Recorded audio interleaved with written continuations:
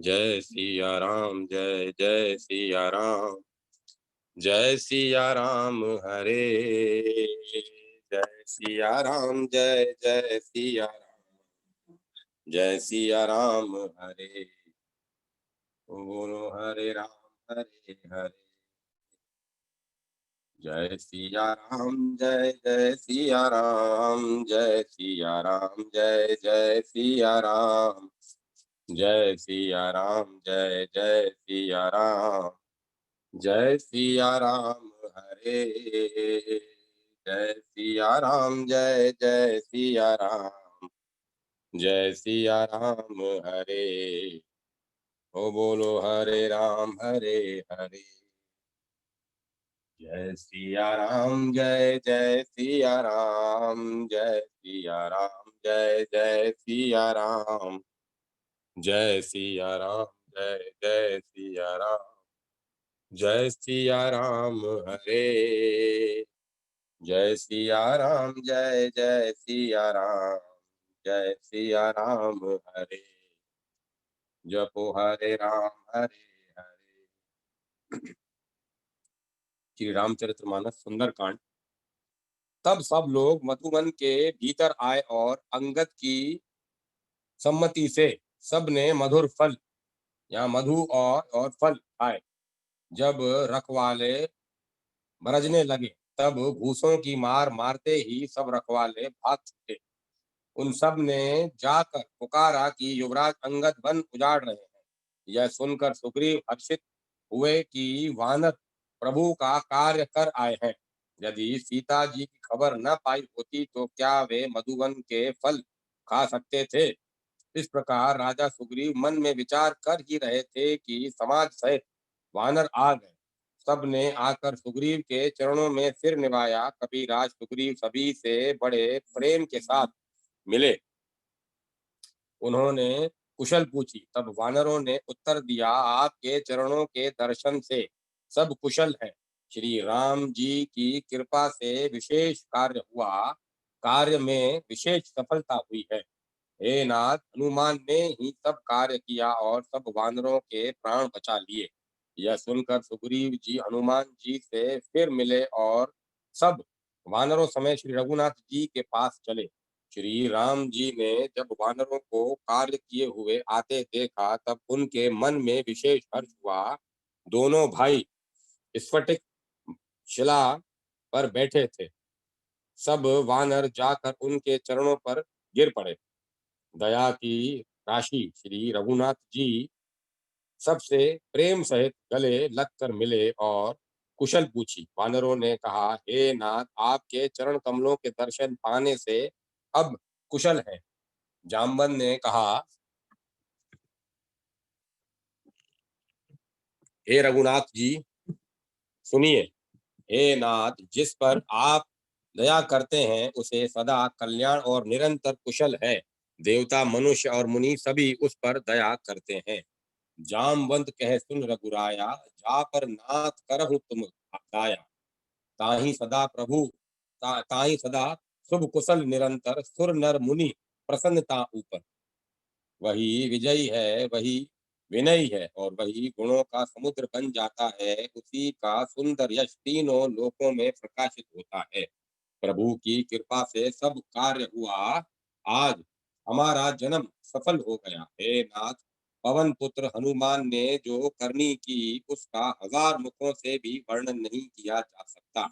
जब जामवंत ने हनुमान जी के सुंदर चरित्र कार्य श्री रघुनाथ जी को सुनाए, वे चरित्र सुनने पर कृपा निधि श्री रामचंद्र जी के मन को बहुत ही अच्छे लगे।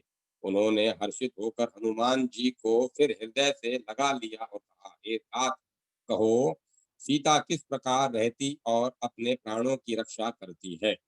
हनुमान जी ने कहा, आपका नाम रात दिन पहरा देने वाला, आपका ध्यान ही किवाड़ है। नेत्रों को अपने चरणों में लगाए रहती है, यही ताला लगा है। फिर प्राण जाए तो किस मार्ग से। चलते समय उन्होंने जो चूड़ामणि उतार कर मुझ दी, कि रघुनाथ जी ने उसे लेकर हृदय से लगा लिया। हनुमान जी ने फिर कहा, हे नाथ, दोनों नेत्रों में जल भरकर जानकी जी ने मुझसे कुछ वचन कहे।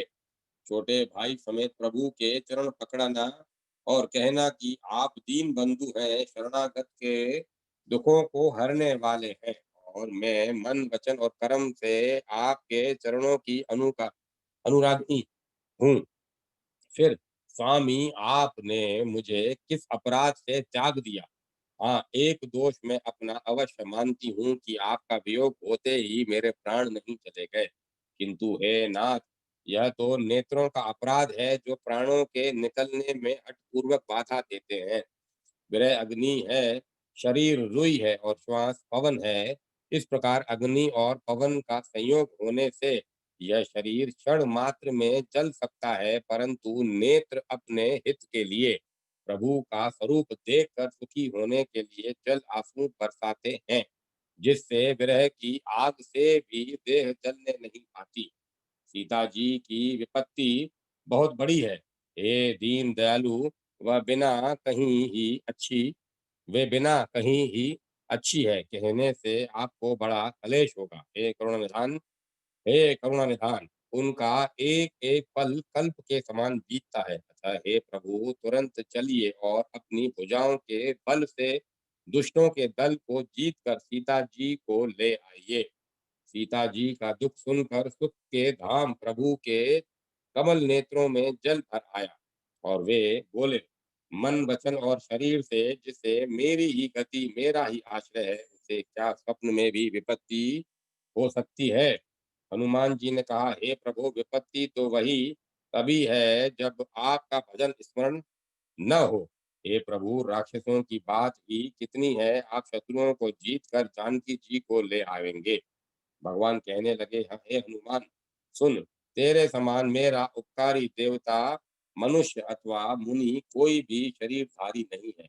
मैं तेरा प्रत्युपकार बदलने में बदले में उपकार तो क्या करूं, मेरा मन भी तेरे सामने नहीं हो सकता। सुन कपि, तो ही समान उपकारी, नहीं कोई सुर नर मुनि तनुधारी। प्रति उपकार करूं का तोरा, सम्मुख होई न सकत मन मोरा। हे पुत्र, सुन, मैंने मन में खूब विचार करके देख लिया कि मैं तुझसे पूर्ण नहीं हो सकता। देवताओं के रक्षक प्रभु बार बार हनुमान जी को देख रहे हैं। नेत्रों में प्रेम आश्रुओं को प्रेम आश्रुओं का जल भरा है और शरीर अत्यंत पुलकित है। प्रभु के वचन सुनकर और उनके प्रसन्न मुख तथा पुलकित अंगों को देखकर हनुमान जी हर्षित हो गए और प्रेम में विकल होकर, हे भगवान, मेरी रक्षा करो कहते हुए श्री राम जी के चरणों में गिर पड़े। प्रभु उनको बार बार उठाना चाहते हैं, परंतु प्रेम में डूबे हुए हनुमान जी को चरणों से उठाना सुहाता नहीं। प्रभु का कर कमल हनुमान जी के सिर पर है। उस स्थिति का स्मरण करके शिव जी प्रेम मग्न हो गए। फिर मन को सावधान करके शंकर जी अत्यंत सुंदर कथा कहने लगे। हनुमान जी को उठाकर प्रभु ने हृदय से लगाया और हाथ पकड़कर अत्यंत निकट बैठा लिया। हे हनुमान, बताओ तो, रावण के द्वारा सुरक्षित लंका और उसके बड़े बांके किले को तुमने किस तरह जलाया? हनुमान जी ने प्रभु को प्रसन्न जाना और वे अभिमान रहित वचन बोले, बंदर का बस यही बड़ा पुरुषार्थ है कि वह एक डाल से दूसरी डाल पर चला जाता है। मैंने जो समुद्र लांग कर सोने का नगर जलाया और राक्षस गण को मारकर अशोक वन को उजाड़ डाला, वह यह सब तो हे रघुनाथ जी, आप ही का प्रताप है। हे नाथ, इसमें मेरी प्रभुता बढ़ाई कुछ भी नहीं है। हे प्रभु, जिस पर आप प्रसन्न हो उसके लिए कुछ भी कठिन नहीं है। आपके प्रभाव से रुई, जो स्वयं बहुत जल्दी जल जाने वाली वस्तु है, बड़वानल को निश्चय ही जला सकती है, अर्थात असंभव भी संभव हो सकता है। हे नाथ, मुझे अत्यंत सुख देने वाली अपनी निश्चल भक्ति कृपा करके दीजिए। हनुमान जी की अत्यंत सरल वाणी सुनकर, हे भवानी, तब प्रभु श्री रामचंद्र जी ने एवमस्तु, ऐसा ही हो, कहा। हे उमा, जिसने श्री राम जी का स्वभाव जान लिया, उसे भजन छोड़कर दूसरी बात ही नहीं सुहाती। यह स्वामी सेवक का संवाद जिसके हृदय में आ गया, वही श्री रघुनाथ जी के चरणों की भक्ति पा गया। प्रभु के वचन सुनकर वानर गण कहने लगे, कृपालु आनंद कंद श्री राम जी की जय हो। जब कृपालु आनंद कंद श्री राम जी की जय हो, जय हो, जय हो। तब श्री रघुनाथ जी ने कपिराज सुग्रीव को बुलाया और कहा, चलने की तैयारी करो। अब विलंब किस कारण हो किया जाए। वानरों को तुरंत आज्ञा दो। भगवान की यह लीला रावण वध की तैयारी देखकर बहुत से फूल बरसाकर और हर्षित होकर देवता आकाश से अपने अपने लोक को चले। वानर राज सुग्रीव ने शीघ्र ही वानरों को बुलाया। सेनापतियों के समूह आ गए। वानर भालुओं के झुंड अनेक रंगों के हैं और उनमें अतुलनीय बल है। वे प्रभु के चरण कमलों में सिर नवाते हैं। महान बलवान रीछ और वानर गरज रहे हैं। श्री राम जी के श्री राम जी ने वानरों की सारी सेना देखी। तब कमल नेत्रों से कृपा पूर्वक उनकी ओर दृष्टि डाली। राम कृपा का बल पाकर श्रेष्ठ वानर मानो पंख वाले बड़े पर्वत हो गए। तब श्री राम जी ने हर्षित होकर प्रस्थान कूच किया। अनेक सुंदर और शुभ शकुन हुए, जिनकी कीर्ति सब मंगलों से पूर्ण है। उसके उनके प्रस्थान के समय शकुन होना यह नीति है, लीला की मर्यादा है। प्रभु का प्रस्थान जानकी जी ने भी जान लिया। उनके बाएं अंग फड़क फड़क कर मानो कह देते थे कि श्री राम जी आ रहे हैं। जानकी जी को जो जो शुक्ल होते थे, वही वही रावण के लिए अपशुक्ल हुए। सेना चली, उसका वर्णन कौन कर सकता है। असंख्य वानर और भालू गर्जना कर रहे हैं। नख ही जिनके शस्त्र हैं, वे इच्छा अनुसार सर्वत्र बेरोक टोक चलने वाले रीछ वानर पर्वतों और वृक्षों को धारण किए हुए आकाश मार्ग से और कोई पृथ्वी पर चल रहे हैं। वे सिंह के समान गर्जना कर रहे हैं। उनके चलने और गरजने से दिशाओं के हाथी विचलित होकर चिंगाड़ रहे हैं। दिशाओं के हाथी चिंगाड़ने लगे, पृथ्वी डोलने लगी, पर्वत चंचल हो गए, कांपने लगे और समुद्र खलबला उठे। गंधर्व देवता मुनि नाग किन्नर सब के सब मन में हर्षित हुए हैं। अब हमारे दुख टल गए। अनेकों करोड़ों भयानक वानर योद्धा कटकटा रहे हैं और करोड़ों ही दौड़ रहे हैं। प्रबल प्रताप कौशल नाथ श्री रामचंद्र जी की जय हो, ऐसा पुकारते हुए वे उनके गुण समूह को गा रहे हैं। उदार परम श्रेष्ठ एवं महान सर्पराज शेष जी भी सेना का बोझ नहीं सह सकते। वे बार बार मोहित हो जाते, घबरा जाते और पुनः पुनः कश्यप की कठोर पीठ को दांतों से पकड़ते हैं। ऐसा करते अर्थात बार बार दांत को गड़ाकर कश्यप की पीठ पर लकीर सी खींचते हुए वे कैसे शोभा दे रहे हैं, मानो श्री रामचंद्र जी की सुंदर प्रस्थान यात्रा को परम सुहावनी जानकर उनकी अचल पवित्र कथाओं को सर्पराज शेष जी कश्यप की पीठ पर लिख रहे हैं। इस प्रकार कृपा निधान श्री राम जी समुद्र तट पर उतरे। अनेकों रीछ वानर वीर जहां तहां फल खाने लगे। वहां लंका में जब से हनुमान जी लंका को जला कर गए, तब से राक्षस भयभीत रहने लगे। अपने अपने घरों में सब विचार करते हैं कि अब राक्षस कुल की रक्षा का कोई उपाय नहीं है। जिसके दूत जिसके दूत का बल वर्णन नहीं किया जा सकता, उसके स्वयं नगर में आने पर कौन भलाई है। हम लोगों की बड़ी बुरी दशा होगी। दूतियों से नगर निवासियों के वचन सुनकर मंदोदरी बहुत ही व्याकुल हो गई। वह एकांत में हाथ जोड़कर पति रावण के चरणों लगी और नीति रस में पगी हुई वाणी बोली, हे प्रियतम, श्री हरि से विरोध छोड़ दीजिए, मेरे कहने को अत्यंत ही हित कर जानकर हृदय में धारण कीजिए। जिनके दूत की करनी का विचार करते ही स्मरण आते ही राक्षसों की स्त्रियों के गर्भ गिर जाते हैं। हे प्यारे स्वामी, यदि भला चाहते हैं तो अपने मंत्री को बुलाकर उसके साथ वन उनकी स्त्री को भेज दीजिए।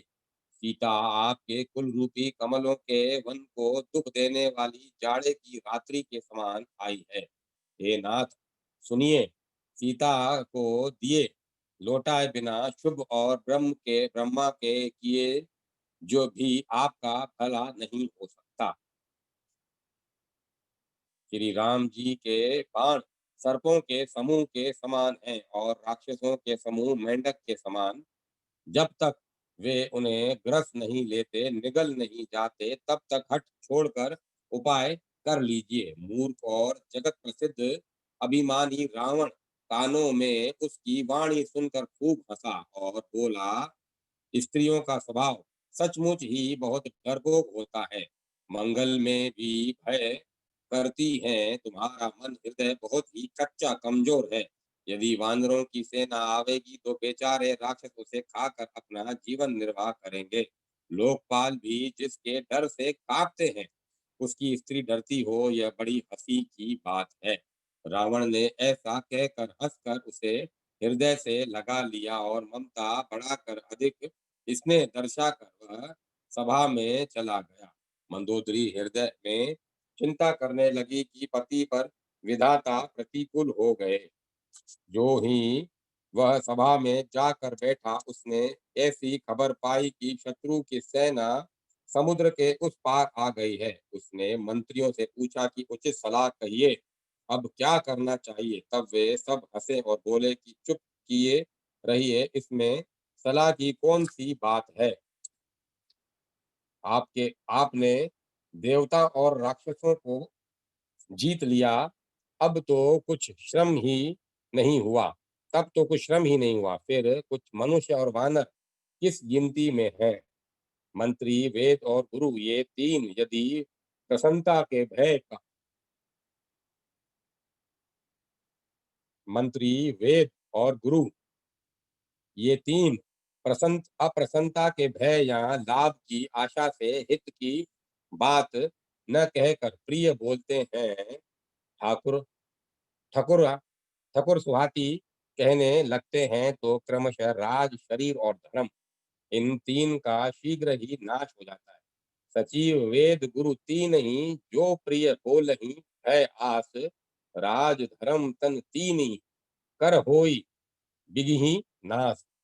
रावण के लिए भी वही सहायता संयोग आ बनी है। मंत्री उसे सुना सुना कर मुंह पर स्तुति करते हैं।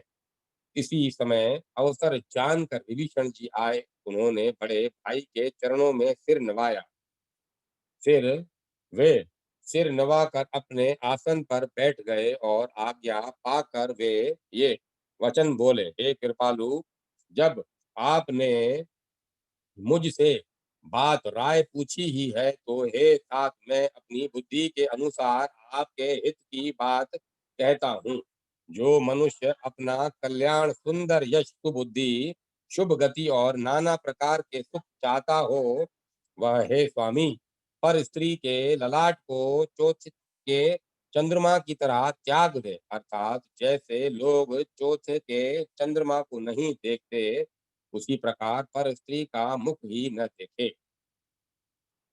चौदहों भुवनों का एक ही स्वामी हो, वह भी जीवों से वेर करके ठहर नहीं सकता, नष्ट हो जाता है। जो मनुष्य गुणों का समुद्र और चतुर हो, उसे चाहे थोड़ा भी लोभ क्यों न हो, तो भी कोई भला नहीं कहता।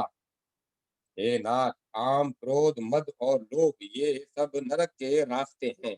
इन सब को छोड़कर श्री रामचंद्र जी को भजिए, जिन्हें संत सत्पुरुष भजते हैं। हे तात, राम मनुष्य के ही राजा नहीं है। हे तात, राम मनुष्य के ही राजा नहीं है, वे समस्त लोकों के स्वामी और काल के भी काल हैं। वे संपूर्ण ऐश्वर्य, यश, श्री धर्म, वैराग्य और ज्ञान के भंडार भगवान हैं। वे निरामय, विकार रहित, अजन्मा, व्यापक, अजय, अनादि और अनंत ब्रह्म हैं। उन कृपा के समुद्र भगवान ने पृथ्वी, ब्राह्मण, गौ और देवताओं का हित करने के लिए ही मनुष्य शरीर धारण किया है। हे भाई, सुनिए, वे सेवकों को आनंद देने वाले, दुष्टों के समूह का नाश करने वाले और वेद तथा धर्म की रक्षा करने वाले हैं। वेर त्याग कर उन्हें मस्तक नवाइए। वे श्री रघुनाथ जी शरणागत का दुख नाश करने वाले हैं। हे नाथ, उन प्रभु सर्वेश्वर को जानकी जी दे दीजिए और बिना ही कारण स्नेह करने वाले श्री राम जी को भजिए। जिसे संपूर्ण जगत से द्रोह करने का पाप लगा है, चरण जाने पर प्रभु उसका भी त्याग नहीं करते। जिनका नाम तीनों तापों का नाश करने वाला है, वे ही प्रभु भगवान मनुष्य रूप मनुष्य रूप में प्रकट हुए हैं। हे रावण, हृदय में यह समझ लीजिए।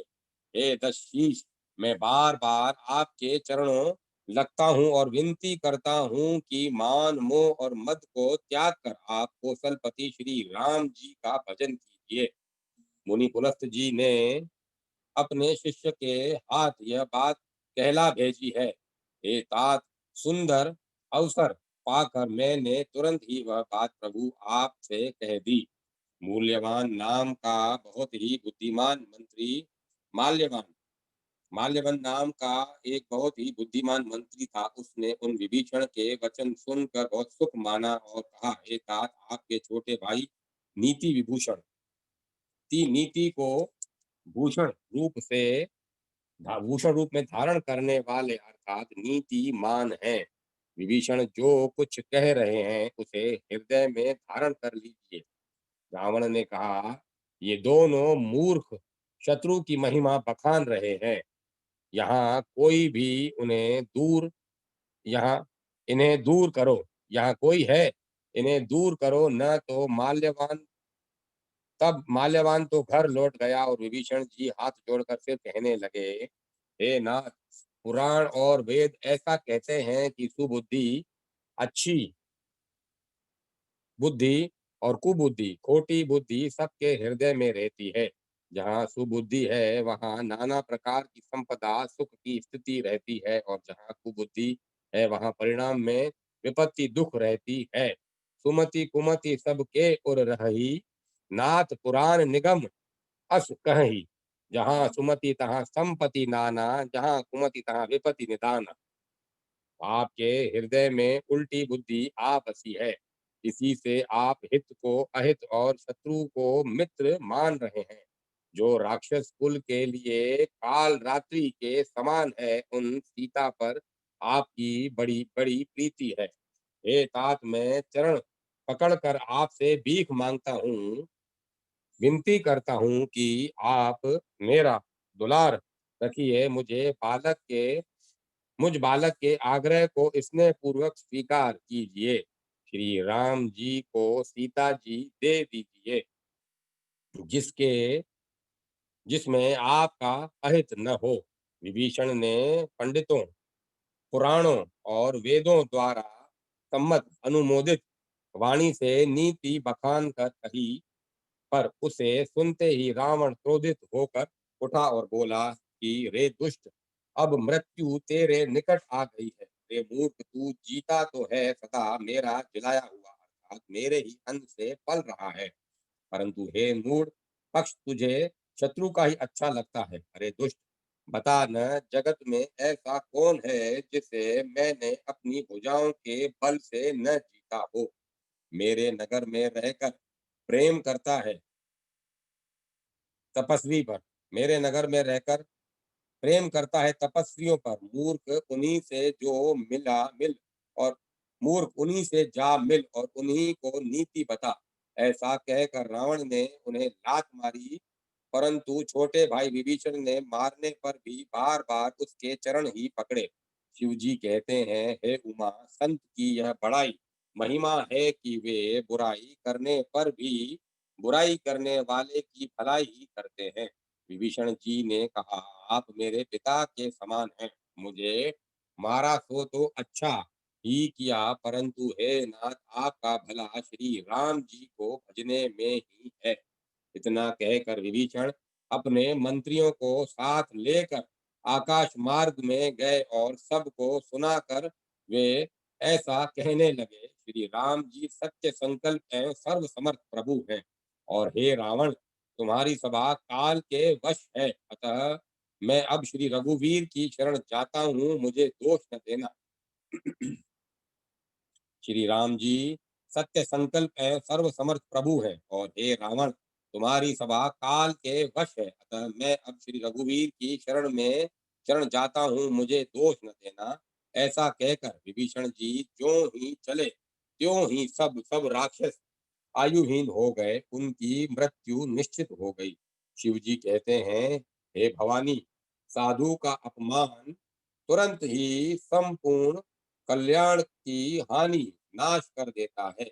रावण ने जिस क्षण विभीषण को त्यागा, उसी क्षण वह अभागा वैभव ऐश्वर्य से हीन हो गया। विभीषण जी हर्षित होकर मन में अनेकों मनोरथ करते हुए श्री रघुनाथ जी के पास चले। वे सोचते जाते थे, मैं जाकर भगवान के कोमल और लाल वर्ण के सुंदर चरण कमलों के दर्शन करूंगा, जो सेवकों को सुख देने वाले हैं। जिन चरणों का स्पर्श पाकर ऋषि पत्नी अहिल्या तर गई, और जो दंडक वन को पवित्र करने वाले हैं, जिन चरणों को जानकी जी ने हृदय में धारण कर रखा है, जो कपट मर्ग के साथ पृथ्वी पर उसे पकड़ने को दौड़े थे, और जो चरण कमल साक्षात शिव जी के हृदय रूपी सरोवर में विराजित है, मेरा अहो भाग्य है कि उन्हीं को आज मैं देखूंगा। जिन चरणों की पादुका में भरत जी ने अपना मन लगा रखा है, आज मैं उन्हीं चरणों को अभी जाकर इन नेत्रों से देखूंगा। इस प्रकार प्रेम सहित विचार करते हुए वे शीघ्र ही समुद्र के उस पार, जिधर श्री रामचंद्र जी की सेना थी, आ गए। वानरों ने विभीषण को आते देखा तो उन्होंने जाना कि शत्रु का कोई खास दूत है। उन्हें पहरे पर ठहरा कर वे सुग्रीव के पास आए और उनको सब समाचार कह सुनाए। सुग्रीव ने श्री राम जी के पास जाकर कहा, हे रघुनाथ जी सुनिए, रावण का भाई आपसे मिलने आया है। प्रभु श्री राम ने कहा, हे मित्र, तुम क्या समझते हो, तुम्हारी क्या राय है? वानर राज सुग्रीव ने कहा, हे महाराज सुनिए, राक्षसों की माया जानी नहीं जाती। यह इच्छा अनुसार रूप बदलने वाला छली न जाने किस कारण आया है। जान पड़ता है यह मूर्ख हमारा भेद लेने आया है, इसीलिए मुझे तो यही अच्छा लगता है कि इसे बांध रखा जाए। श्री राम जी ने कहा, हे मित्र, तुमने नीति तो अच्छी विचारी, परंतु मेरा प्रण तो है शरणागत के भय को हर देना। प्रभु के वचन सुनकर हनुमान जी हर्षित हुए और मन ही मन कहने लगे कि भगवान कैसे शरणागत वत्सल चरणों में आए हुए पर पिता की भांति प्रेम करने वाले हैं। श्री राम जी फिर बोले, जो मनुष्य अपने अहित का अनुमान करके शरण में आए हुए का त्याग कर देते हैं, वे पामर शूद्र हैं, पापमय है, उन्हें देखने में भी हानि है, पाप लगता है। जिसे करोड़ों ब्राह्मणों की हत्या लगी हो, शरण में आने पर वे उसे भी नहीं त्यागता। जीव त्यों ज्यों ही मेरे सम्मुख होता है, त्यों ही उसके करोड़ों जन्मों के पाप नष्ट हो जाते हैं। पापी का यह सहज स्वभाव होता है कि मेरा भजन उसे कभी नहीं सुहाता। यदि वह रावण का भाई निश्चय ही दुष्ट हृदय का होता तो क्या वह मेरे सम्मुख आ सकता था? जो मनुष्य निर्मल मन का होता है वही मुझे पाता है। मुझे कपट और छल छिद्र नहीं सुहाते।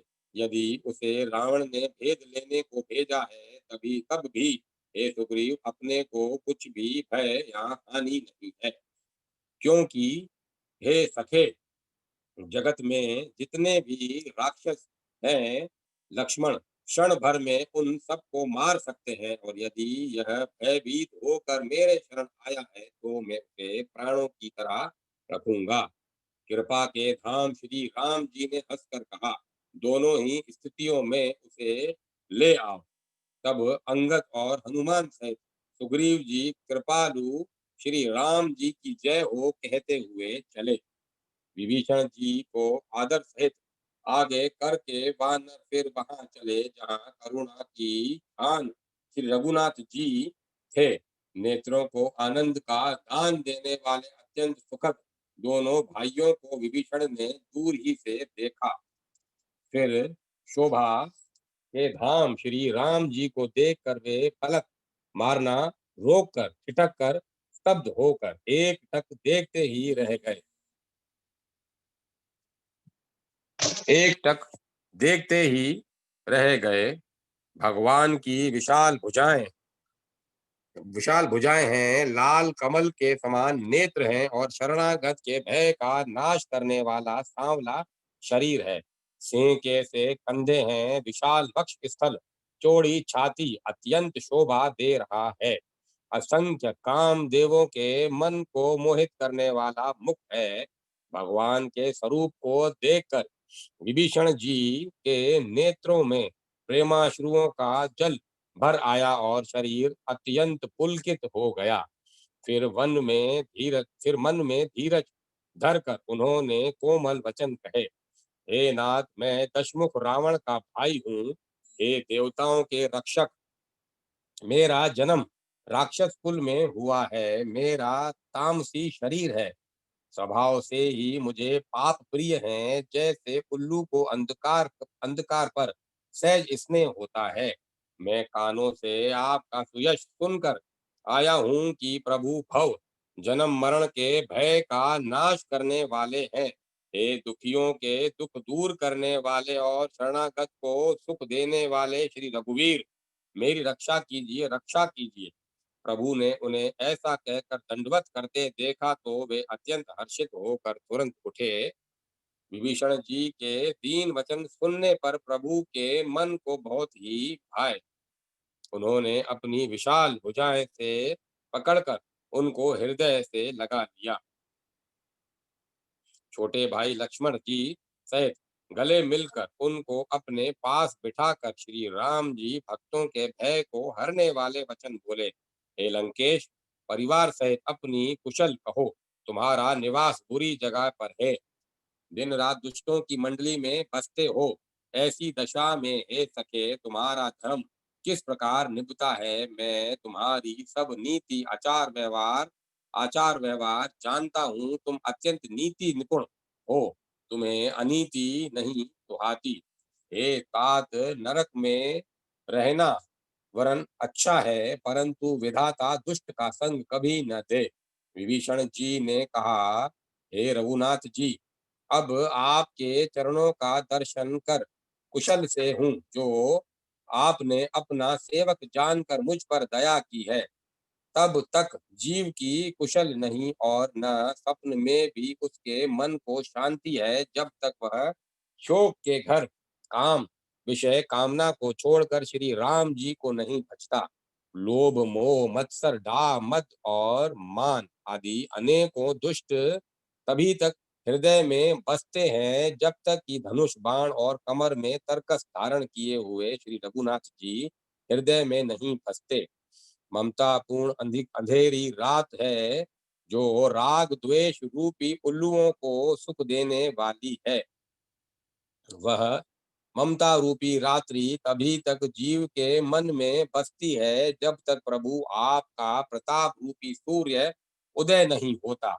हे श्री राम जी, आपके चरण विंद के दर्शन कर अब मैं कुशल से हूँ। मेरे भारी भय मिट गए। हे कृपालु, आप जिस पर अनुकूल होते हैं उसे तीनों प्रकार के भवशूल आध्यात्मिक आदि देविक और आदि भौतिक ताप नहीं व्यापते। वे मैं अत्यंत नीच स्वभाव का राक्षस हूँ। मैंने कभी शुभ आचरण नहीं किया। जिनका रूप मुनियों के भी हृदय में नहीं आता, उन प्रभु ने स्वयं हर्षित होकर मुझे हृदय से लगा लिया।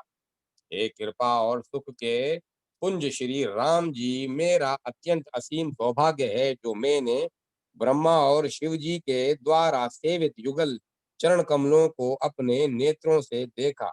श्री राम जी ने कहा, हे सखा सुनो, मैं तुम्हें अपना स्वभाव कहता हूँ, जिसे काकभुशुंडी शिव जी और पार्वती जी भी जानती हैं।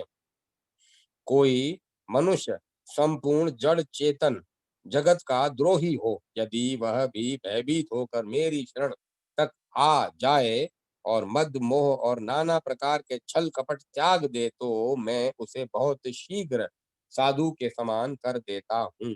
माता पिता भाई पुत्र स्त्री शरीर धन घर मित्र और परिवार, इन सब के ममत्व रूपी तागों को बटोर कर और उन सब की एक डोरी बटकर उसके द्वारा जो अपने मन को मेरे चरणों में बांध देता है, सारे सांसारिक संबंधों का केंद्र मुझे बना लेता है, जो समदर्शी है, जिसे कुछ अच्छा नहीं है और जिसके मन में हर्ष शोक और भय नहीं है, ऐसा सज्जन मेरे हृदय में कैसे बसता है, जैसे लोभी के हृदय में धन बसता करता है।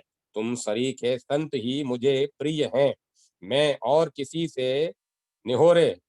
के निहोरे से कृतज्ञतावश देह धारण नहीं करता। जो सगुण साकार भगवान के उपासक हैं, दूसरे के हित में लगे रहते हैं, नीति और नियमों में दृढ़ हैं और जिन्हें ब्राह्मणों के चरणों में प्रेम है, वे मनुष्य मेरे प्राणों के समान हैं। हे लंकापति सुनो, तुम्हारे अंदर उपरोक्त सब गुण हैं, इससे तुम मुझे अत्यंत ही प्रिय हो। श्री राम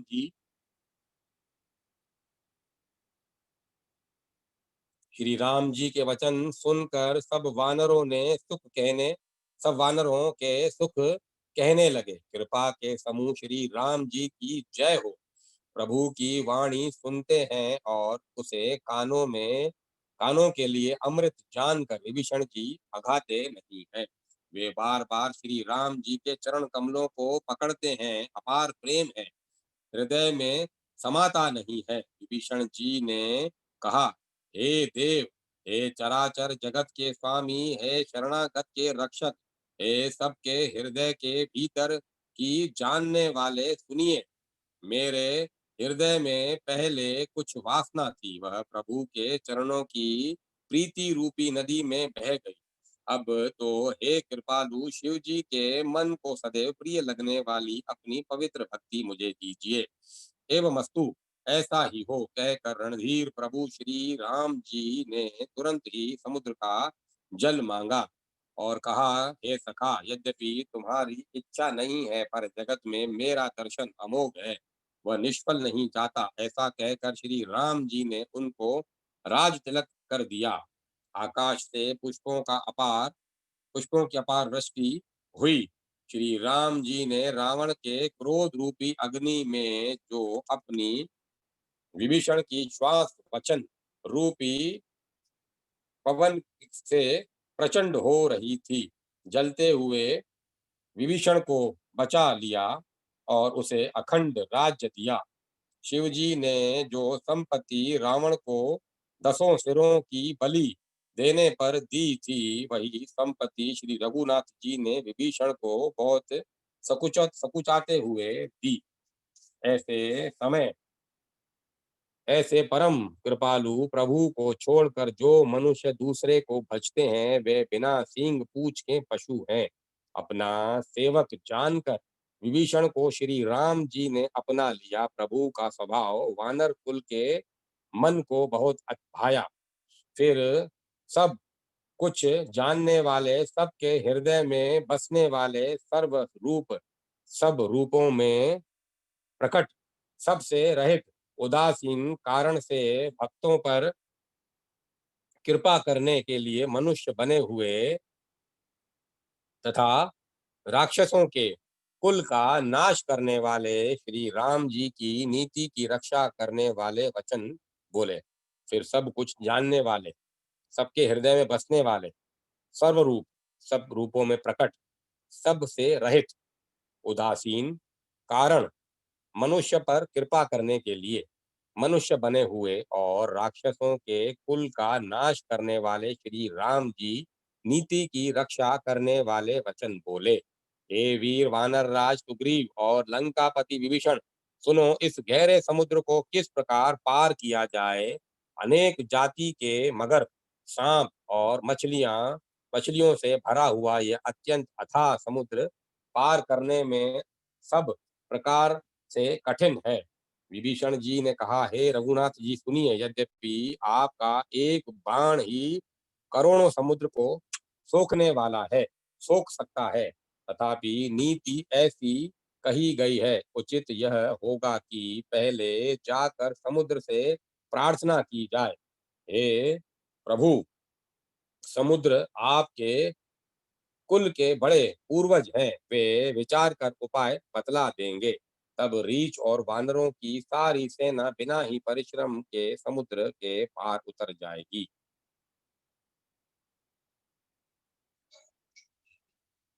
श्री राम जी ने कहा, हे सखा, तुमने अच्छा उपाय बताया, यही किया जाए। यदि देव सहायक हो। यह सलाह लक्ष्मण जी के मन को अच्छी नहीं लगी। श्री राम जी के वचन सुनकर तो उन्होंने बहुत ही दुख पाया। लक्ष्मण जी ने कहा, हे नाथ, देव का कौन भरोसा, मन में क्रोध कीजिए, ले आइए और समुद्र को सुखा डालिए। यह देव तो कायर के मन का एक आधार तसल्ली देने का उपाय है। आलसी लोग ही देव देव पुकारा करते हैं। यह सुनकर श्री रघुवीर हंसकर बोले, ऐसे ही करेंगे, मन में धीरज रखो। ऐसा कहकर छोटे भाई को समझाकर प्रभु श्री रघुनाथ जी समुद्र के समीप गए। उन्होंने पहले सिर निभाकर प्रणाम किया, फिर किनारे पर कुश बिछाकर बैठ गए। इधर ज्यों ही विभीषण जी प्रभु के पास आए थे, त्यों ही रावण ने उनके पीछे दूत भेजे थे। कपट से वानर का शरीर धारण कर उन्होंने सब लीलाएं देखी। वे सब हृदय में प्रभु के गुणों की और शरणागत पर उनके स्नेह की सराहना करने लगे। फिर वे प्रकट रूप से में भी उत्पन्न अत्यंत प्रेम के साथ श्री राम जी के स्वभाव की बड़ाई करने लगे। उन्हें दुराव कपट वेश भुला भूल गया। तब वानरों ने जाना कि ये शत्रु के दूत हैं और वे उन सबको बांध कर सुग्रीव के पास ले आए। सुग्रीव ने कहा, सब वानरों सुनो, राक्षसों के अंग भंग करके भेज दो। सुग्रीव के वचन सुनकर वानर दौड़े, दूतों को बांधकर उन्होंने सेना के चारों ओर घुमाया। वानर उन्हें बहुत तरह से मारने लगे, वे दीन होकर पुकारते थे, फिर भी वानरों ने उन्हें नहीं छोड़ा।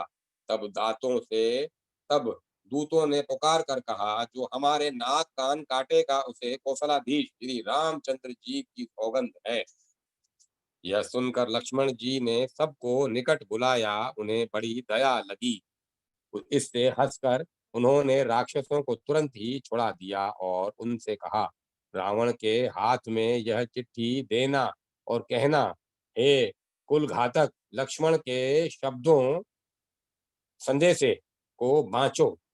फिर उस मूर्ख से जबानी यह मेरा उदार कृपा से भरा हुआ संदेश कहना कि श्री सीता जी को देकर उनसे श्री राम जी से मिलो, नहीं तो तुम्हारा काल आ गया समझो। लक्ष्मण जी के चरणों में मस्तक लक्ष्मण जी के चरणों में मस्तक नवाकर श्री राम जी के गुणों की कथा वर्णन करते हुए दूत तुरंत ही चल दिए। श्री राम जी का यश कहते हुए वे लंका में आए और उन्होंने रावण के चरणों में सिर नवाया।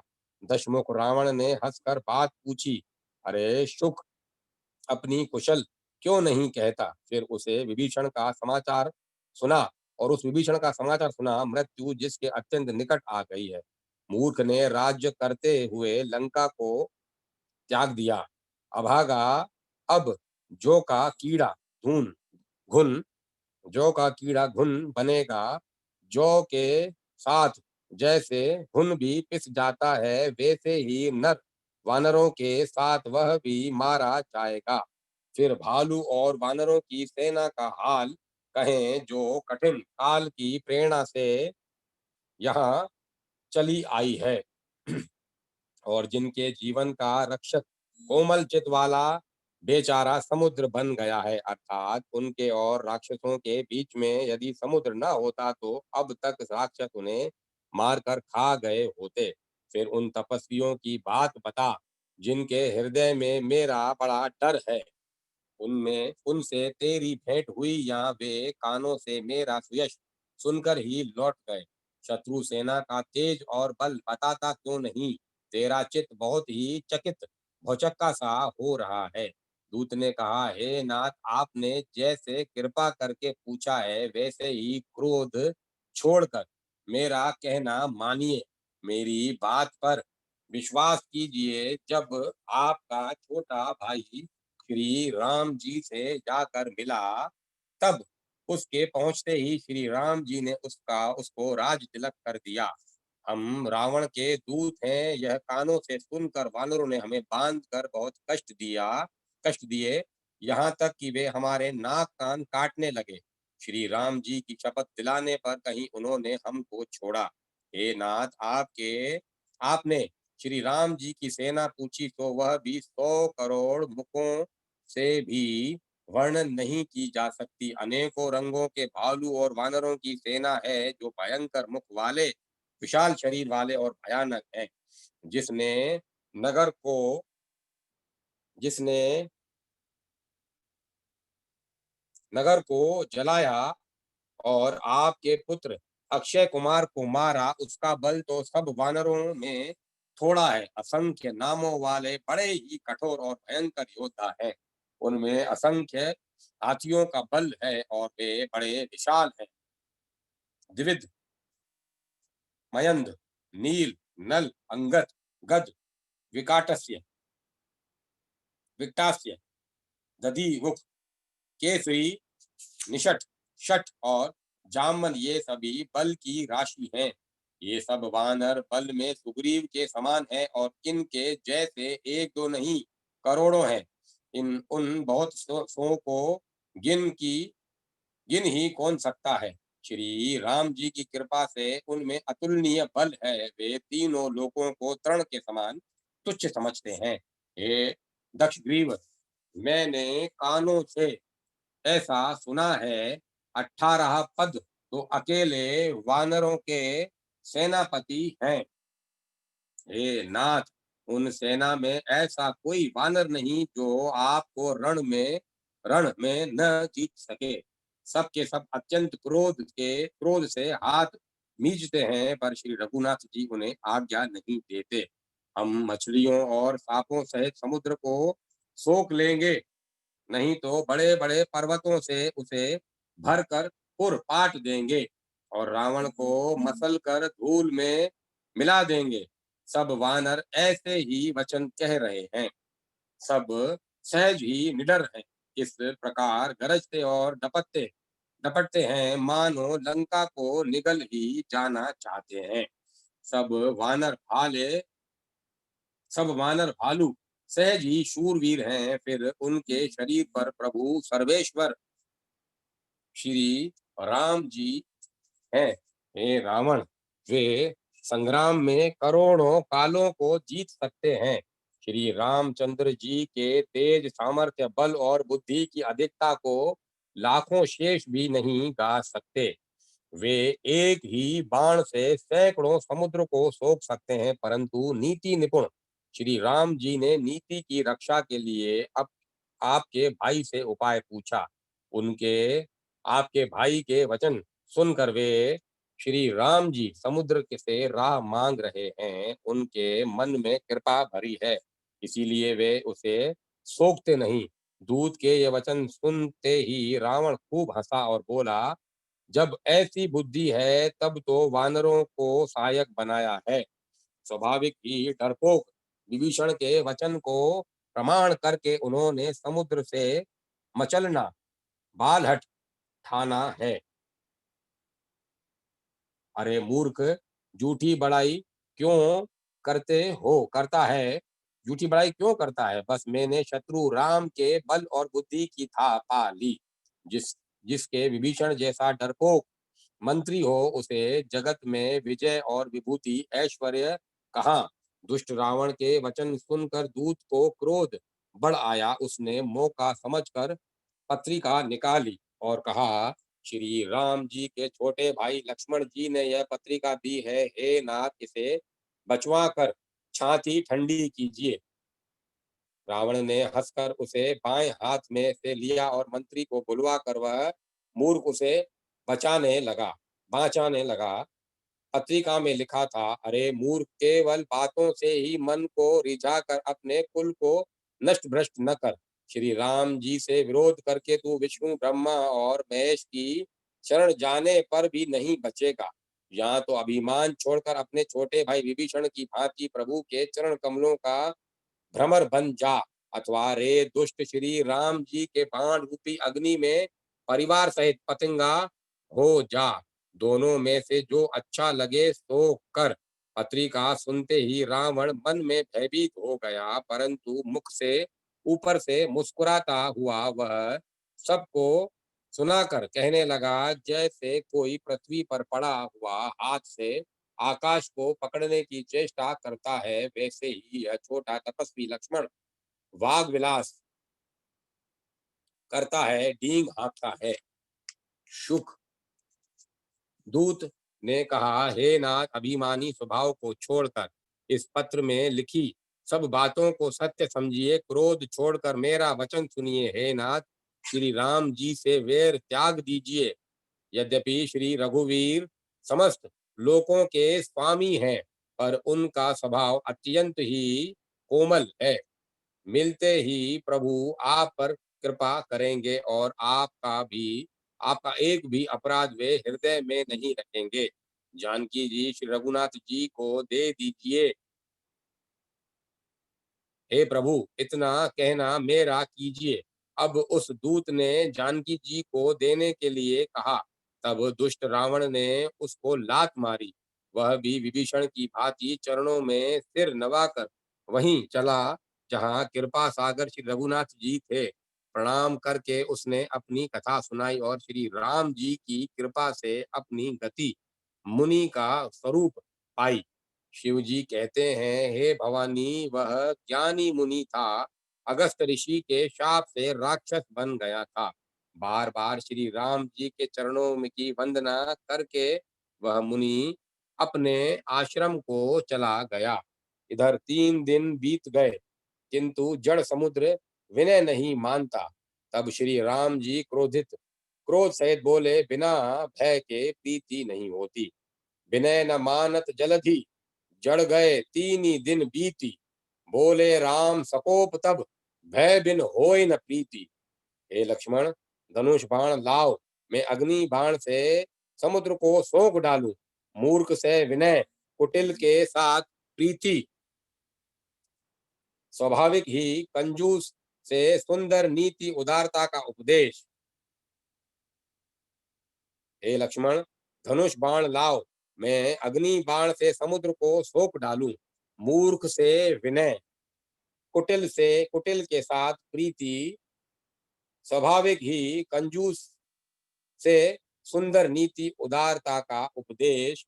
ममता में फंसे हुए मनुष्य से ज्ञान की कथा, अत्यंत लोभी से वैराग्य का वर्णन, क्रोधी से शम शांति की बात और कामी से भगवान की कथा, इनका वैसा ही फल होता है जैसा उस पर उसर के बीज बोने से होता है। अर्थात उसर के बीज बोने की भांति यह सब व्यर्थ जाता है। ऐसा कहकर श्री रघुनाथ जी ने धनुष चढ़ाया। यह मत लक्ष्मण जी के मन को बहुत अच्छा लगा। प्रभु ने भयानक अग्नि बाण संधान किया, जिससे समुद्र के हृदय के अंदर अग्नि की ज्वाला उठी। मगर सांप और मछलियों के समूह व्याकुल हो गए। जब समुद्र ने जीवों को जलते जाना, तब सोने के थालों में अनेक मणियों रत्नों को भरकर अभिमान छोड़कर वह ब्राह्मण के रूप में आया। काकभुशुंडी जी कहते हैं, हे गरुड़ जी, सुनिए, चाहे कोई करोड़ों उपाय करके सोचे सींचे, पर केला तो काटने पर न फलता है। नीच विनय से नहीं मानता, यह काटने पर ही झुकता है, रास्ते पर आता है। समुद्र ने भयभीत होकर प्रभु के चरण पकड़कर कहा, हे नाथ, मेरे सब अवगुण दोष क्षमा कीजिए। हे नाथ, आकाश, वायु, अग्नि, जल और पृथ्वी, इन सब की करनी स्वभाव से ही जड़ है। आपकी प्रेरणा से माया ने इन्हें सृष्टि के लिए उत्पन्न किया है। सब ग्रंथों ने यही गाया है। जिसके लिए स्वामी की जैसी आज्ञा, वह उसी प्रकार से रहने में सुख पाता है। प्रभु ने अच्छा किया जो मुझे शिक्षा दंड दी, किंतु मर्यादा जीवों का स्वभाव है भी आपकी ही बनाई हुई है। ढोल, गवार, शूद्र, पशु और स्त्री, ये सब शिक्षा के अधिकारी हैं।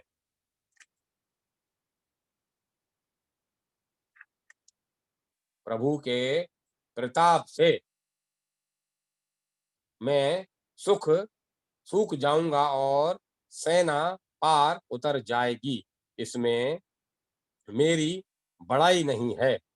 मेरी मर्यादा तो मेरी मर्यादा नहीं रहेगी। तथापि प्रभु की आज्ञा अपेल है, अर्थात आपकी आज्ञा का उल्लंघन नहीं हो सकता, ऐसा वेद गाते हैं। अब मैं आपको जो अच्छा लगे मैं तुरंत वही करूं।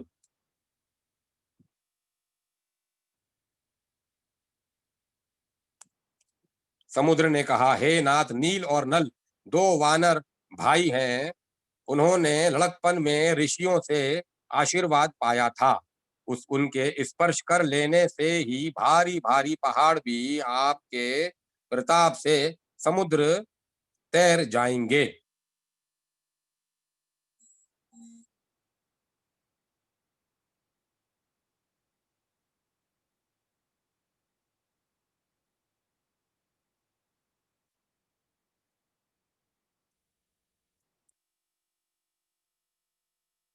मैं भी प्रभु की प्रभुता को हृदय में धारण कर अपने बल के अनुसार जहां तक मुझसे बन पड़ेगा सहायता करूंगा। हे नाथ, इस प्रकार समुद्र को बांधिए जिससे तीनों लोकों में आपका सुंदर यश गाया जाए।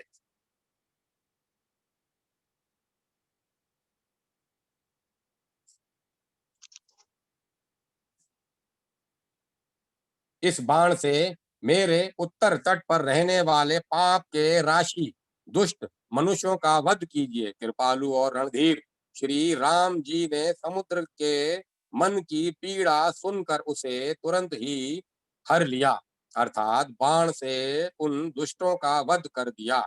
श्री राम जी का भारी बल और पौरुष देखकर समुद्र हर्षित होकर सुखी हो गया। उसने उन दुष्टों का सारा चरित्र प्रभु को कह सुनाया। फिर चरणों की वंदना करके समुद्र चला गया। समुद्र अपने घर चला गया। कि रघुनाथ जी को यह मत उसकी सलाह अच्छा लगा।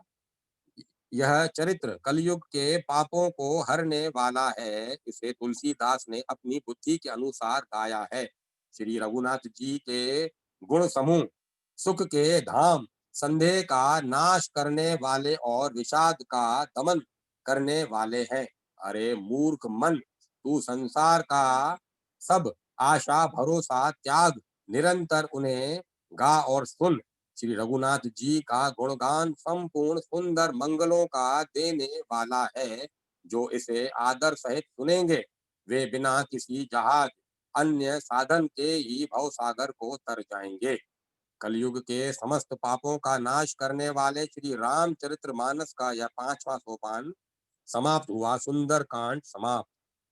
एक मैं बात कहना चाह रहा था, सुंदर कांड में ये जो समुद्र ने प्रभु को बात कही थी, प्रभु भील किनी मोही सीख दीनी, मर जाता पुनि तुम्हारी कीनी, ढोल गवार शूद्र पशु नारी, सकल ताड़ना के अधिकारी। इस पर कई कई धर्मवीरू या कई धर्म को सही से नहीं समझने वाले या अपनी तरह से कमी दोष निकालने वाले इसके बखान करते हैं। इस बारे में मैं आज कुछ बोलना चाह रहा हूँ। इसमें जो लिखा है कि प्रभु ने अच्छा किया जो मुझे शिक्षा दंड दी, किंतु मर्यादा जीवों का स्वभाव भी आपकी ही बनाई हुई है। ढोल, गँवार, शूद्र, पशु और स्त्री ये सब शिक्षा के अधिकारी। यहाँ पे उन्होंने शिक्षा लिखा है, यहाँ पे ताड़न, शिक्षा, ताड़न मतलब एक ही बात है। ढोल जो ढोलक होता है और जो गँवार होता है, शूद्र और पशु है, जो इन्होंने स्त्री लिखा है वो रारी है। इसमें लिखा है ढोल, गँवार, शुद्ध, पशु, रारी, शूद्र नहीं है वो। श्री रामचरितमानस में कहीं नहीं किया गया है शूद्रों और नारी का अपमान। भगवान श्री राम के चित्रों में जूतों से पीटने वाले भारत के राजनीतिक को पिछले 400 साढ़े 400 वर्षों में गोस्वामी तुलसीदास द्वारा रचित हिंदू महाग्रंथ श्री रामचरितमानस की कुल 10,902 चौपाइयां में से आज एकमात्र एक ही चौपाई पढ़ने में आ पाई है। वह है भगवान श्री राम का मार्ग रोकने वाले समुद्र द्वारा भयवश किया गया अनुनय का अंश, जो कि सुंदर कांड में 98 दोहे की छठी चौपाई है। ढोल, गवार, शूद्र, पशु, नारी, सकल ताड़ना के अधिकारी। इस संदर्भ में चित्रकूट में मौजूद तुलसीदास धाम के पीठेश्वर और विकलांग विश्वविद्यालय के कुलाधिपति श्री राम भद्राचार्य जी, जो नेत्रहीन होने के बावजूद संस्कृत, व्याकरण, सांख्य, न्याय, वेदांत के में 5 से अधिक गोल्ड मेडल जीत चुके हैं। महाराज का कहना है कि बाजार में प्रचलित रामचरितमानस में 3,000 से भी अधिक स्थानों में अशुद्धियां हैं। इस चौपाई का भी अशुद्ध तरीके से प्रचारित किया जा रहा है। उनका कथन है कि तुलसीदास जी महाराज खलनायक नहीं थे। आप स्वयं विचार करें, यदि तुलसीदास जी की मंशा सच में शूद्रों और नारी को प्रताड़ित करने की होती तो क्या रामचरितमानस की 10,902 चौपाइयों में से वो मात्र एक चौपाई में ही शूद्रों और नारी को प्रताड़ित करने की ऐसी बात क्यों करते? यदि ऐसा ही होता तो भील, शबरी के जूठे बेर को भगवान द्वारा खाए जाने का वह चाहते तो लेखन न करते। यदि ऐसा होता तो केवट को गले लगाने का लेखन न करते। स्वामी जी के अनुसार ये चौपाई सही रूप में ढोल, गवार, शूद्र, पशु, नारी नहीं है, बल्कि ढोल, गवार, शुद्ध, पशु, रारी है। ढोल बेसुरा ढोलक, गवार गवार व्यक्ति, शुद्ध पशु आवारा पशु जो लोगों को कष्ट देते हैं, रार कलह करने वाले लोग।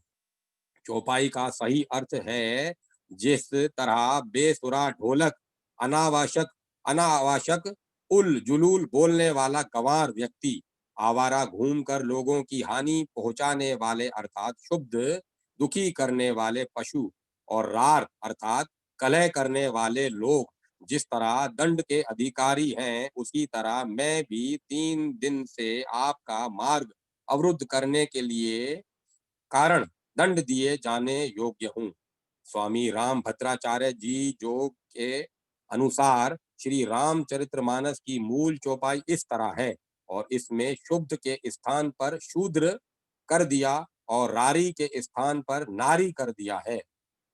भ्रमवश यहाँ भारतीय समाज को तोड़ने के लिए जानबूझकर गलत तरह से प्रकाशित किया जाता जा रहा है। इसी उद्देश्य के लिए उन्होंने अपने स्वयं के द्वारा शुद्ध की हुई अलग रामचरितमानस प्रकाशित कर दी है। राम भद्राचार्य कहते हैं, धार्मिक ग्रंथों को आधार बनाकर गलत व्याख्या करके जो लोग हिंदू समाज को तोड़ने का काम कर रहे हैं, उन्हें सफल नहीं होने दिया जाएगा। तुलसीदास जी की चौपाई का सही अर्थ लोगों तक पहुंचाए, समाज हिंदू समाज को टूटने से बचाएं। ये प्रिंटिंग मिस्टेक मान सकते हैं या किसी ने भ्रम फैलाने की वजह से किया हो। आज आप सब लोग इससे अवगत हो गए, वो शूद्र और नारी नहीं है, शुद्ध और रारी है। रारी जो रार झगड़ा उत्पन्न करने वाला होता है, शुद्ध जो जगह-जगह जो शुद्ध जो आपको पता है कि किस तरह से लड़ने वाले लोग होते हैं, गँवार टाइप के, शूद्र नहीं है ये। आज ये सुंदरकांड का ये सुंदरकांड समाप्त हुआ। अब अपन छठा सोपान लंका कांड आगे पढ़ते हैं। शरणागत भक्तवत्सलता। तुरंत विभीषण पाछे मेला, सम्मुख राम सहे सोई सेला। ये जो मैंने बताया ये रामायण जी से हट इसमें ये लिखा हुआ नहीं है, ये अलग जो शोध किया हुआ है रामभद्राचार्य जी ने, ये उनका कहा हुआ है जो मैंने आप सबको बताया। श्री गणेशाय नमः, श्री गणेशाय नमः, श्री गणेशाय नमः। श्री जानकी वल्लभो विजयते, श्री रामचरित्र मानस। छठ सोपान लंका कांड। कामदेव के शत्रु शिव जी के सेव्य, भव जन्म मृत्यु के भय को हरने वाले काल रूपी मत वाले हाथी के लिए सिंह के समान योगियों के स्वामी योगीश्वर, ज्ञान के द्वारा जानने योग्य गुणों की निधि, अजय निर्गुण निर्विकार माया से परे देवताओं के स्वामी, दुष्टों के वध में तत्पर, ब्रह्मांड वृंद के एकमात्र देवता रक्षक, जल वाले मेघ के समान सुंदर श्याम, कमल के से नेत्रों वाले पृथ्वीपति, राजा के रूप में परम देव श्री राम जी की मैं वंदना करता हूँ।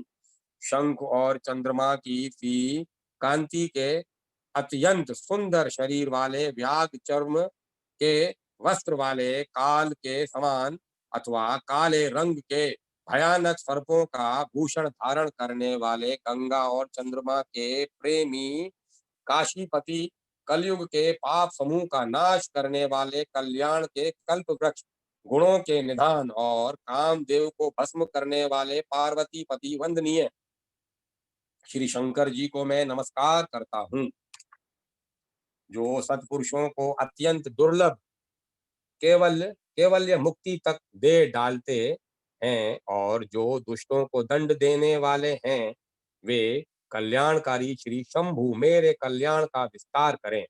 लव निमेष परमाणु वर्ष युग और कल्प जिनके प्रचंड बाण हैं, और काल जिनका धनुष है, हे मन तू उन श्री राम जी को क्यों नहीं भजता। समुद्र के वचन सुनकर प्रभु श्री रामचंद्र जी ने मंत्रियों को बुलाकर ऐसा कहा, अब विलंब किस लिए हो रहा है, सेतु पुल तैयार करो जिसमें सेना उतरे। जामवंत ने हाथ जोड़कर कहा, हे सूर्य कुल के ध्वजा स्वरूप, कीर्ति को बढ़ाने वाले श्री राम जी सुनिए। हे नाथ, सबसे बड़ा सेतु तो आपका नाम ही है, जिस पर चढ़कर, जिसका आश्रय लेकर मनुष्य संसार रूपी समुद्र से पार हो जाते हैं। फिर यह छोटा सा समुद्र पार करने में कितनी देर लगेगी। ऐसा सुनकर फिर पवन कुमार श्री हनुमान जी ने कहा, प्रभु का प्रताप भारी बड़वा नल समुद्र की आग के समान है। उसने पहले समुद्र के जल को सोख लिया है, परंतु आपके शत्रु की स्त्रियों को आंसुओं के धारा से यह फिर भर गया है, उसी से खारा हो गया है। हनुमान जी की यह अत्युक्ति अहंकार पूर्ण युक्ति सुनकर वानर श्री रघुनाथ जी की ओर देखकर हर्षित हो गए।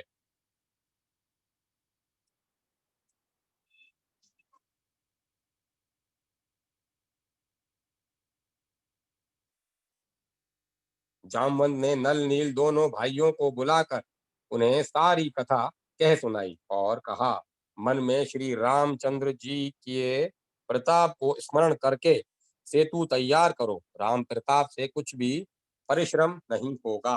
फिर वानरों के समूह को बुला लिया और कहा, आप सब लोग मेरी कुछ विनती सुनिए। अपने हृदय में श्री राम जी के चरण कमलों को धारण कर लीजिए और सब भालू और वानर एक खेल कीजिए। विकट वानरों के समूह आप दौड़ जाइए और वृक्षों तथा पर्वतों के समूह को उखाड़ लाइए। यह सुनकर वानर और भालू हूंकार करके श्री रघुनाथ जी के प्रताप समूह की अथवा प्रताप के पुंज श्री राम जी की जय पुकारते हुए चले। बहुत ऊंचे ऊंचे पर्वतों और वृक्षों को खेल की तरह ही उखाड़ कर उठा लेते हैं और लाकर नल नील को देते हैं।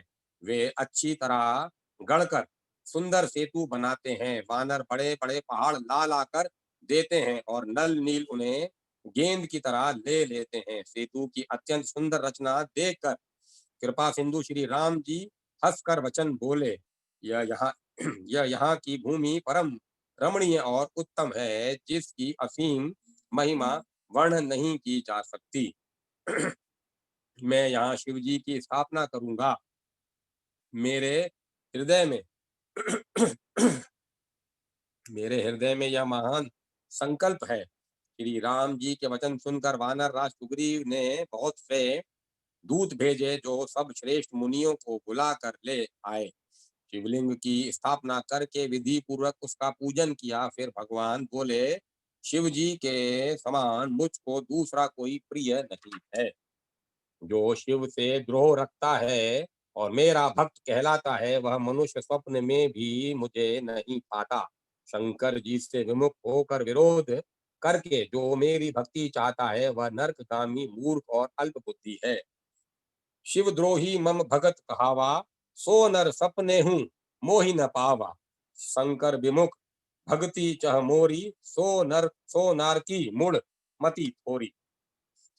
जिनको शंकर जी प्रिय हैं, परंतु जो मेरे द्रोही हैं एवं जो शिव जी के द्रोही हैं और मेरे दास बनना चाहते हैं, वे मनुष्य कल्प भर घोर नरक में निवास करते हैं।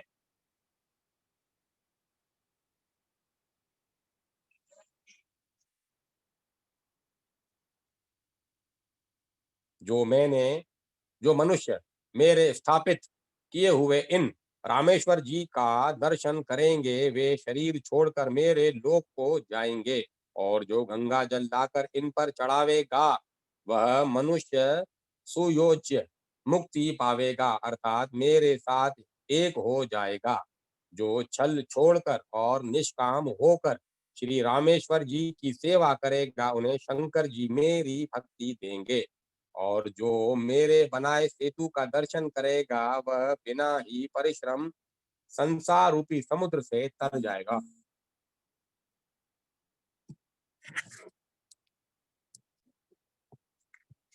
श्री राम जी के वचन सबके मन को अच्छे लगे। तदंतर वे श्रेष्ठ मुनि अपने अपने आश्रमों को लौट आए। शिव जी कहते हैं, हे पार्वती, श्री रघुनाथ जी की यह रीति है कि वे शरणागत पर सदा प्रीति करते हैं। चतुर नल और नील ने सेतु बांधा। श्री राम जी की कृपा से उनका यह उज्जवल यश सर्वत्र फैल गया। जो पत्थर आप डूबते हैं और दूसरों को डुबो देते हैं, वे ही जहाज के समान स्वयं तैरने वाले और दूसरों को पार ले जाने वाले हो गए। यह न तो समुद्र की महिमा वर्णन की गई है, न पत्थरों का गुण है और न वानरों की ही कोई करामत है। श्री रघुवीर के प्रताप से पत्थर भी समुद्र पर तैर गए। ऐसे श्री राम जी को छोड़कर जो किसी दूसरे स्वामी को पाकर भजते हैं, वह वे निश्चय ही मंद बुद्धि है। नल नील ने सेतु बांधकर उसे बहुत मजबूत बनाया। देखने पर वह कृपा निधान श्री राम जी के मन को बहुत ही अच्छा लगा। सेना चली जिसका कुछ वर्णन नहीं किया जा सकता। योद्धा वानरों के समुदाय गरज रहे हैं। कृपालु श्री रघुनाथ जी सेतु बंध के तट पर चढ़कर समुद्र का विस्तार देखने लगे। करुणाकंद करुणा के मूल प्रभु के दर्शन के लिए सब जलचरों के समूह प्रकट हो गए। जल के ऊपर निकल आए। बहुत तरह के मगर, नाग, घड़ियाल, मच्छ और सर्प थे, जिनके सौ सौ योजन के बहुत बड़े विशाल शरीर थे। कुछ ऐसे ही जंतु थे जो उनको भी खा जाएं। किसी किसी के डर से तो वे भी डर रहे थे। वे सब वेर विरोध भूलकर प्रभु के दर्शन कर रहे हैं, हटाने से भी नहीं हटते। सबके मन हर्षित हैं। सब सुखी हो गए। उनकी आड़ के कारण जल नहीं दिखाई पड़ता, तो वे सब भगवान का रूप देखकर आनंद और प्रेम में मग्न हो गए। प्रभु श्री रामचंद्र जी की आज्ञा पाकर सेना चली। वानर सेना की विपुलता अत्यधिक, संख्या को कौन कह सकता है। सेतु बंधु, सेतु बंद कर, सेतु बंद कर, बड़ी भीड़ हो गई। सेतु बंधु पर बड़ी भीड़ हो गई। इससे कुछ वानर आकाश मार्ग से उड़ने लगे और दूसरे कितने ही जलचर जीवों पर चढ़ चढ़कर पार जा रहे हैं। कृपालु कृपालु रघुनाथ जी तथा लक्ष्मण जी दोनों भाई ऐसा कौतुक देखकर हंसते हुए चले। श्री रघुवीर सेना सहित समुद्र के पार हो गए। वानरों और उनके सेनापतियों की भीड़ कहीं नहीं जा सकती। प्रभु ने समुद्र के पार डेरा डाला और सब वानरों को आज्ञा दी कि तुम जाकर सुंदर फल मूल खाओ। यह सुनते ही रीछ वानर जहां तहां दौड़ पड़े। श्री राम जी के हित सेवा के लिए सब वृक्ष ऋतु कुऋतु समय की गति को छोड़कर फल उठे। वानर भालू मीठे मीठे फल खा रहे हैं, वृक्षों को हिला रहे हैं और पर्वतों के शिखरों को लंका की ओर फेंक रहे हैं। घूमते फिरते जहां कहीं किसी राक्षस को पा जाते हैं तो सब उसे घेर कर खूब नाच नचाते हैं और दांतों से उसके नाक कान काट कर प्रभु का सुयश कहकर अथवा कहलाकर तब उसे जान लेते हैं। जिन राक्षसों के नाक और कान काट डाले गए उन्होंने रावण से सब समाचार कहा। समुद्र पर सेतु का बांधा जाना कानों से सुनते ही रावण घबराकर दसों मुखों से बोल उठा। वन निधि, नीर निधि, जल निधि, सिंधु सिंधु वारिश, तोय निधि, कंपित, उदथी, पयोधी, नदी शक को क्या सचमुच ही बांध लिया।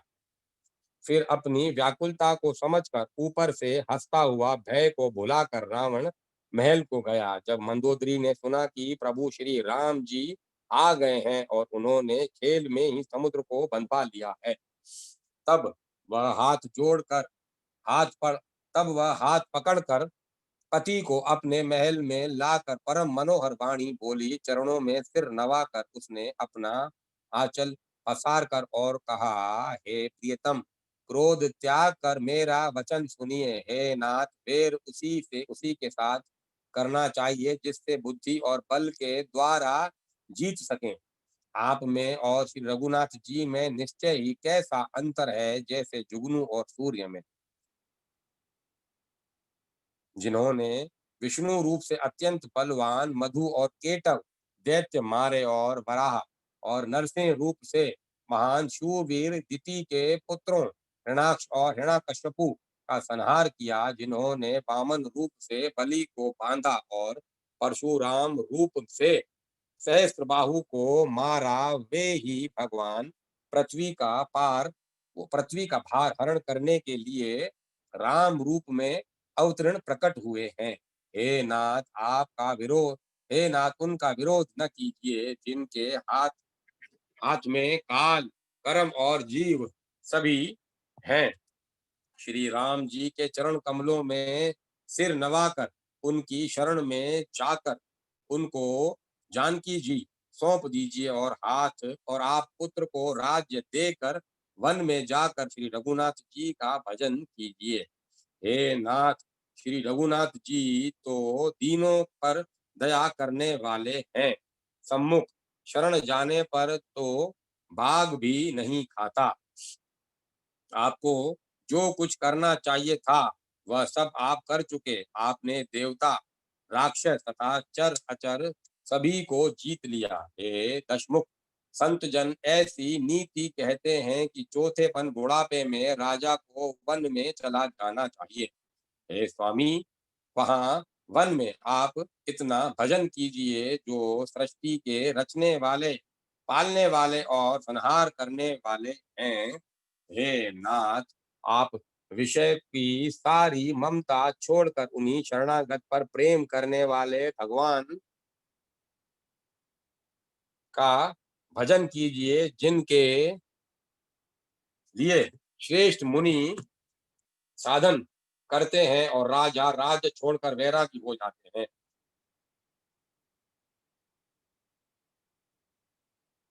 वही कौशल्याधीश श्री रघुनाथ जी आप पर दया करने आए हैं। हे प्रियतम, यदि आप मेरी सीख मान लेंगे तो आपका अत्यंत पवित्र और सुंदर यश तीनों लोकों में फैल जाएगा।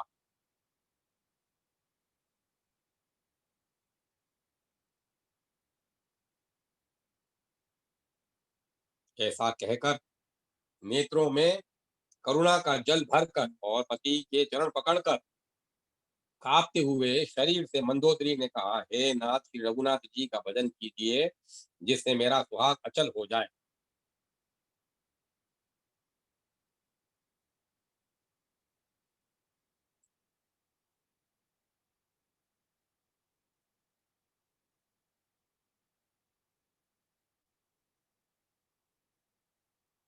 तब रावण ने मंदोदरी को उठाया और वह दुष्ट उससे अपनी प्रभुता कहने लगा।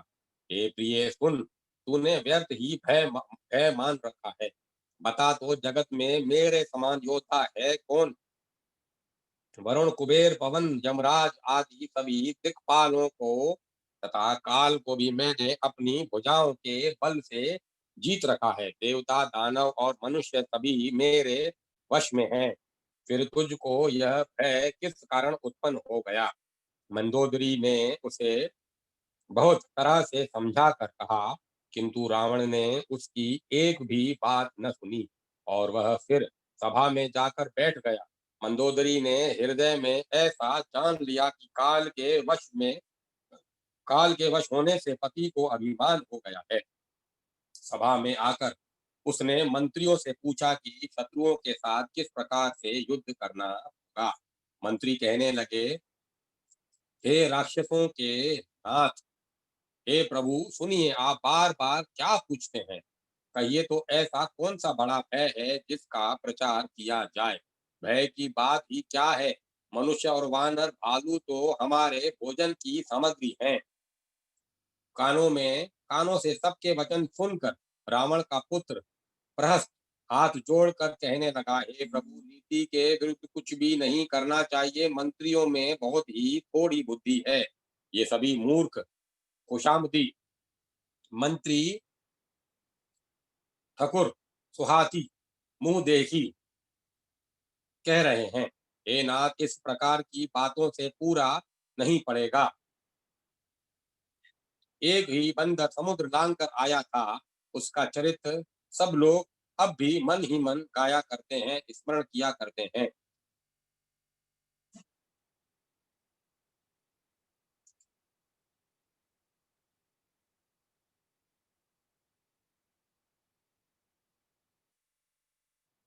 उस समय तुम लोगों में से किसी का किसी को भूख न थी। उस समय तुम लोगों में से किसी को भूख न थी। बंदर तो तुम्हारा भोजन ही है। फिर नगर जलाते समय उसे पकड़कर क्यों नहीं खा लिया?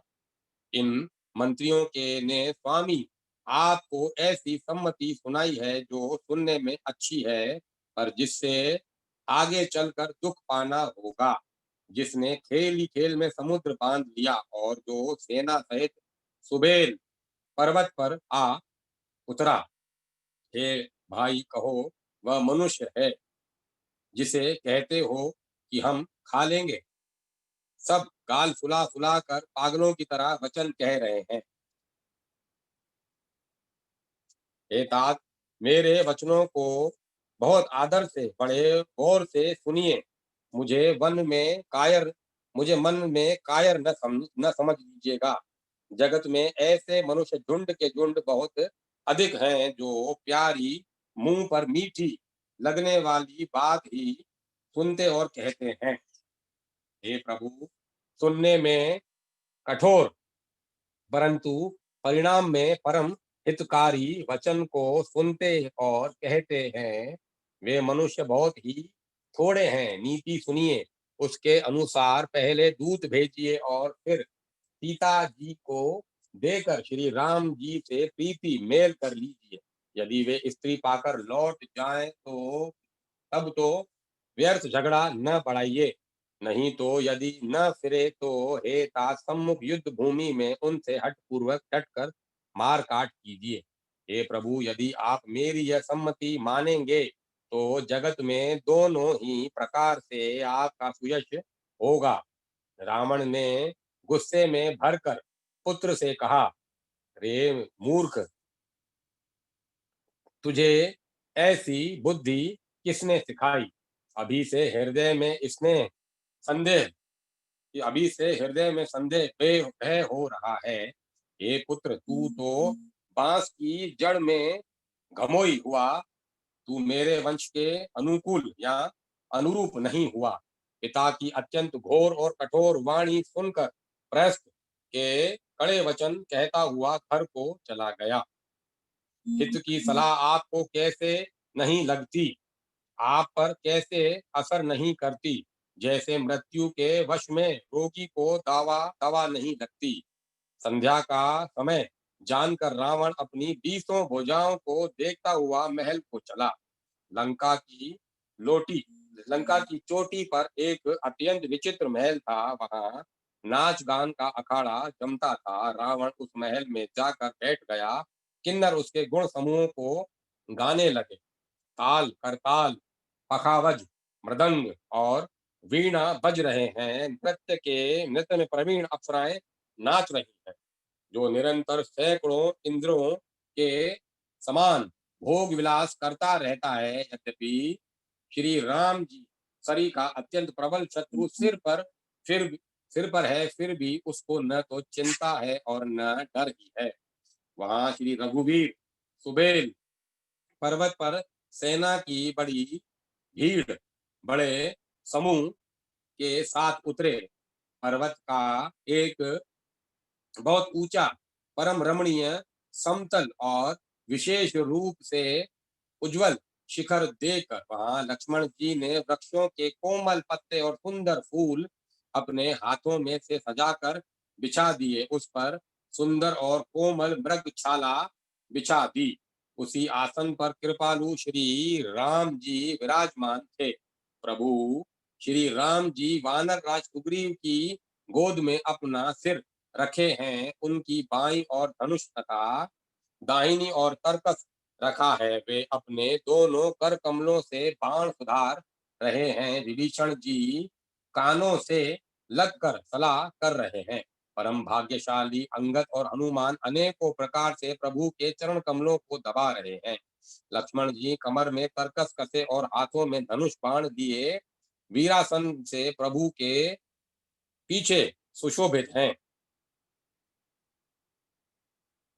इस प्रकार कृपा रूप सौंदर्य और गुणों के धाम श्री राम जी विराजमान हैं। वे मनुष्य धन्य हैं जो सदा इस ध्यान में लो लगाए रहते हैं।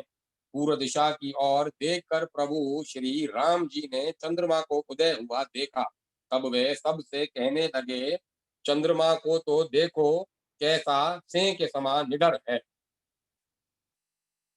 पूर्व दिशा रूपी पर्वत की गुफा में रहने वाला अत्यंत प्रताप पूर्व दिशा रूपी पर्वत की गुफाओं में रहने वाला अत्यंत प्रताप, तेज और बल की राशि, यह चंद्रमा रूपी से अंधकार रूपी मत वाले हाथी के मस्तक को विदीर्ण करके आकाश रूपी वन में निर्भय विचर रहा है। आकाश में बिखरे हुए तारे मोतियों के समान हैं, जो रात्रि रूपी सुंदर स्त्री के श्रृंगार हैं। प्रभु ने कहा, भाइयों भाइयों, चंद्रमा के जो चंद्रमा में जो कालापन है वह क्या है? अपनी अपनी बुद्धि के अनुसार कहो।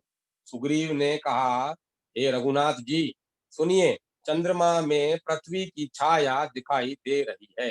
किसी ने कहा, चंद्रमा को राहु ने मारा था। वही चोट का काला दाग हृदय पर पड़ा हुआ है। कोई कहता है, जहां ब्रह्मा ने कामदेव की स्त्री रति का मुख बनाया, तब उसने चंद्रमा का सार भाग निकाल लिया, जिससे रति का मुख तो परम सुंदर बन गया, परंतु चंद्रमा के हृदय में छेद हो गया। वही छेद चंद्रमा के हृदय में वर्तमान है, जिसकी राह से आकाश की काली छाया उसमें दिखाई पड़ती है। प्रभु श्री राम जी ने कहा, विश्व चंद्रमा का बहुत प्यारा भाई है, उसी से अपने विष को अपने हृदय में स्थान दे दिया, उसी से उसने विष को अपने हृदय में स्थान दे रखा है। विष युक्त अपने किरण समूह को फैलाकर वह वियोगी नर नारियों को जलाता रहता है। हनुमान जी ने कहा, हे प्रभु सुनिए, चंद्रमा आपका प्रिय दास है, आपकी सुंदर श्याम मूर्ति चंद्रमा के हृदय में बसती है, वही श्यामता की झलक चंद्रमा में है। पवन पुत्र हनुमान जी के वचन सुनकर प्रधान श्री रामचंद्र जी हंसे, फिर दक्षिण की ओर देखकर कृपा निधान प्रभु बोले, हे विभीषण, दक्षिण दिशा की ओर देखो, बादल कैसा घुमड़ रहा है और बिजली चमक रही है। भयानक बादल मीठे मीठे हल्के हल्के स्वर से गरज रहा है, कहीं कठोर ओलों की वर्षा न हो। विभीषण बोले, हे कृपालु सुनिए, यह न तो बिजली है न बादलों की घटा। लंका की चोटी पर एक महल है, दशग्रीव रावण वहां नाच गान का अखाड़ा देख रहा है। रावण के ने सिर पर मेघ डंबर, बादलों के डंबर जैसा विशाल और काला छत्र धारण कर रखा है। वही मानो अत्यंत बादलों की अत्यंत काली घटा है। मंदोदरी के कानों में जो कर्णफूल हिल रहे हैं, हे प्रभु, वही मानो बिजली चमक रही है। हे देवताओं के सम्राट सुनिए, अनुपम ताल और मृदंग बज रहे हैं, वही मधुर गर्जन ध्वनि है। रावण का अभिमान समझकर प्रभु मुस्कुराए, उन्होंने धनुष चढ़ाकर उस पर बाण का संधान किया और एक ही बाण से रावण के छत्र मुकुट और मंदोदरी के कर्णफूल काट गिराए। सबके देखते देखते ही वे जमीन पर आ पड़े।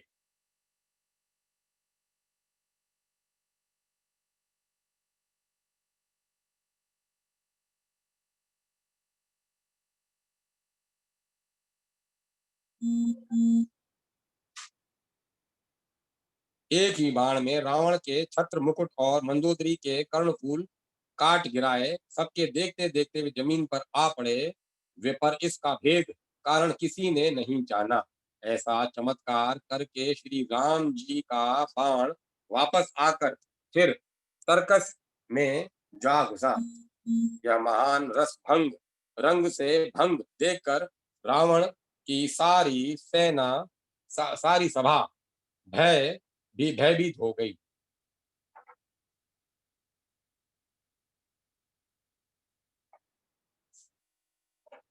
अब मैं कथा को यहीं विराम देता हूँ। कल अपन यहाँ से आगे आनंद लेंगे।